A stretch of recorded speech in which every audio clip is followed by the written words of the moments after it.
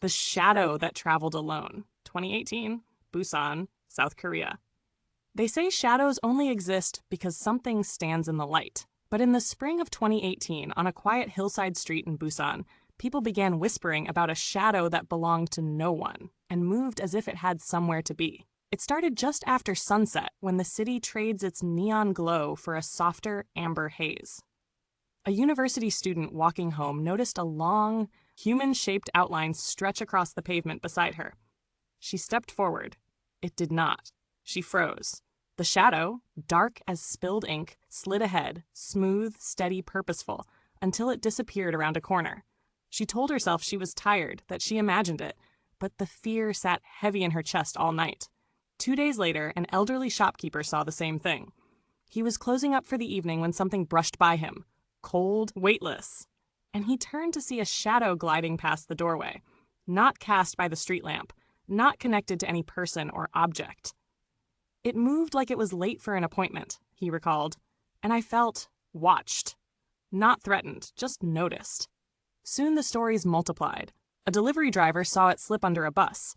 A group of teens recorded what looked like a lone silhouette strolling along a wall while they stood several feet away. A mother walking her child said the shadow paused beside the stroller, as if peering in, before drifting off into the night. No one could agree on what it was. Scientists blamed strange lighting conditions from the harbor. Others insisted it was a shared psychological illusion. But those who witnessed it described the same unnerving detail. The shadow always moved with intention, stopping just long enough to acknowledge whoever was watching. The peak of the sightings came during a week of heavy fog.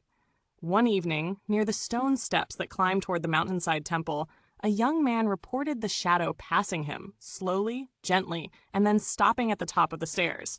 He swore it turned back toward him, as if waiting for him to follow. He didn't. He couldn't. Something deep inside told him it wasn't inviting him. It was warning him.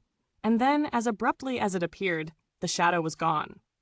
The fog lifted. The reports stopped. Busan moved on. But here's the part eyewitnesses still mention in a hush.